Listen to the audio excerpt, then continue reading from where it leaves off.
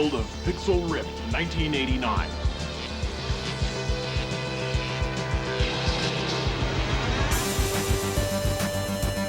You are the Pixel Stone hero. Can you defeat the evil Cybelin Lord?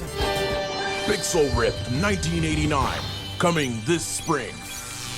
Batteries sold separately, gear kit not included.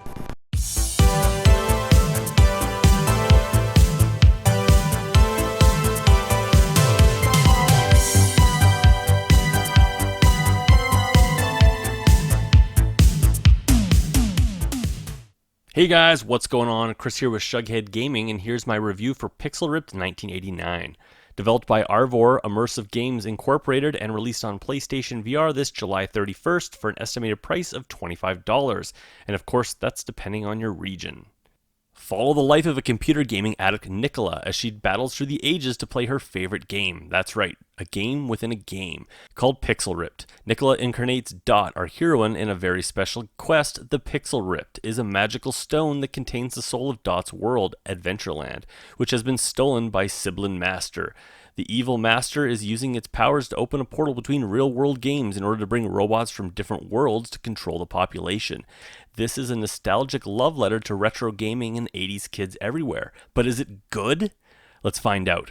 As always, guys, if you like this video, please hit that like button. And if you want to see more PSVR content from me, please consider subscribing. And for updates, hit that bell icon. As always, graphics are up first. Pixel Ripped is very obviously a labor of love for this developer.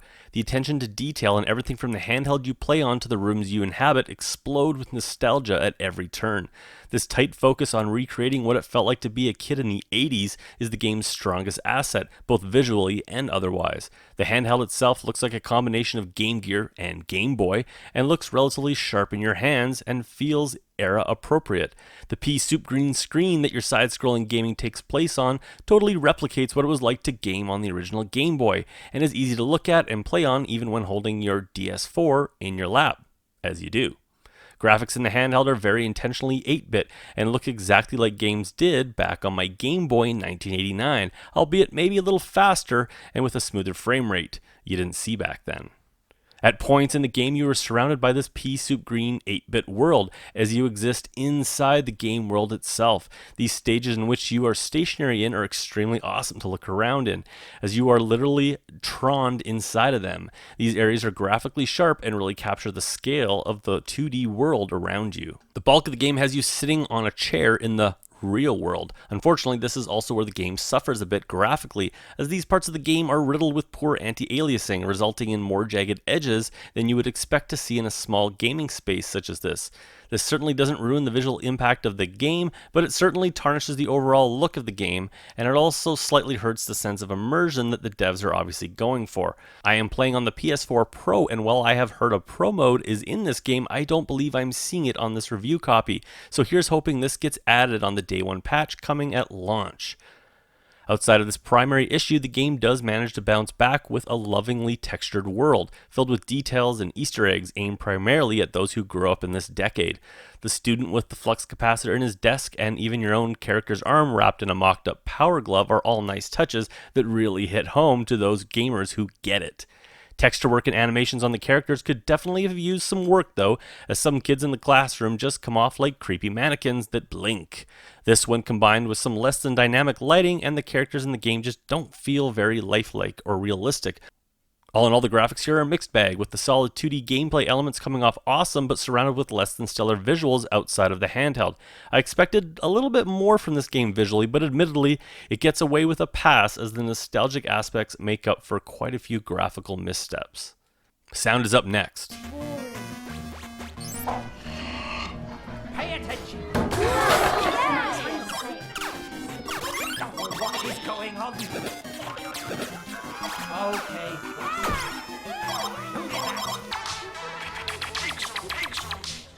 Man, this music is just so good. You might have to head down to the corner store and pick up a couple more batteries, because we got the music going all day long.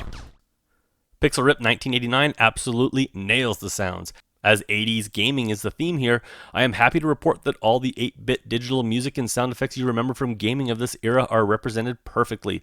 The sounds and music in the 2D game itself are all recreated perfectly and certainly come off as genuine and authentic. Outside the 2D gaming, sounds fare just as well with voice work and world sound effects all coming together to recreate a believable 1980s school experience. I especially love the inclusion of the TV being brought into the classroom. The old school educational documentary definitely made me smile and brought back some true nostalgia. Level 2 gives you the option to put on your Walkman and swap out the 8-bit game music for some 80s inspired radio. I was finding the game music a little grating, so this was a welcome offering. Coming off like a radio station that would have been featured in a GTA game, this fictitious station comes complete with a radio DJ and a handful of gaming-inspired 80s pop. None of the music here is awesome, but it's all very entertaining to listen to as I bounced along in my 2D game. All in all, the dev nailed the Sonic offering here, really managing to bring together real-world sounds, on-point voice acting, 8-bit gaming, and nostalgia together in one cohesive package. And that brings us to gameplay. You play Nicola, and you've been tasked with saving the world Last Starfighter style because of your gaming prowess. The gaming world threatens to invade the real world, and Nicola must play her handheld gaming device at all costs to save mankind. The bulk of the actual gameplay takes place on the handheld, so let's start there.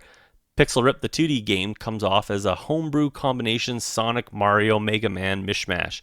There really is only about 30 minutes of actual 2D gaming here, but what is here feels authentic, and most importantly, it's fun. You will run and jump your way through a handful of platforming levels, ultimately ending in a castle stage ripped right off the original Mario Bros. All in all, the 2D gaming component here is solid and plays well. You may not wish you had a full game of this to play, but it fits well in the total package here. Out in the real world, you're tasked with basically getting away with playing your game and trying to keep your teacher's attention off of you.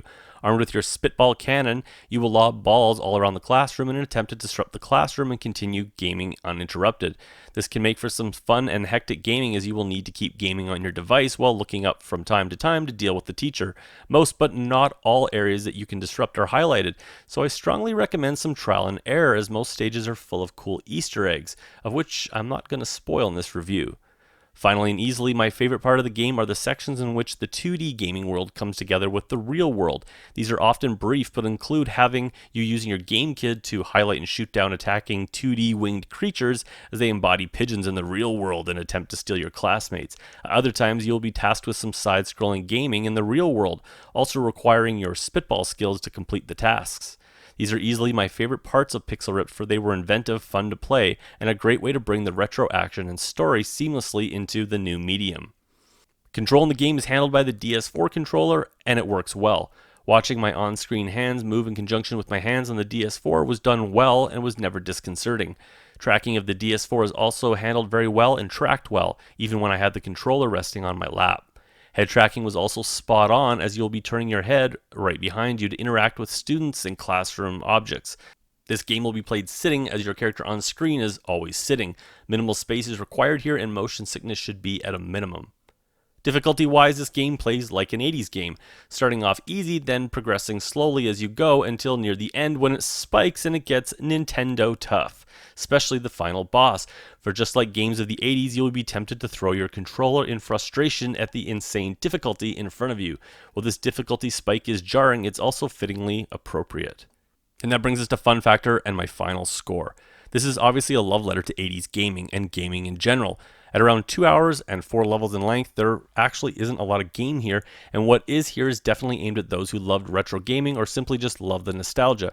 I'm an 80s kid through and through, so this game, jam-packed with 80s references, made me smile the whole time, and the brilliant combination of gaming elements made for a really entertaining few hours. But I'm not really a retro gamer and prefer to let the fond gaming memories be fond gaming memories.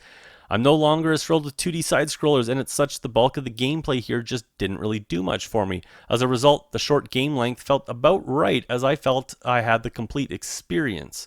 All in all, this is a brilliantly made game that, besides some graphical issues, leans hard on nostalgia and mostly succeeds for it. I rate games on a scale of buy, wait for a sale, or burn it to the ground. For those who jumped for joy at the recent release of the Sega Classics VR patch, this is an absolute must-buy, as you will likely love absolutely everything about this game, from its throwback references to its brilliantly emulated 2D side-scrolling retro gameplay. For those like me who love the nostalgia but don't find yourself yearning to play the games of the 80s, this should likely still be in your collection.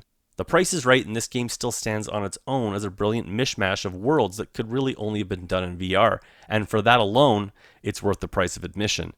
This genre-bending 80s throwback will likely be grouped together with Moss as a short but sweet PSVR gem that will be fondly remembered as a great PSVR game in the years to come. Anyways, guys, that's it for me. If you like this video, hit that like button, and if you want to see more PSVR content from me, please consider subscribing, and for updates, hit that bell icon. I'll catch you guys on my next video.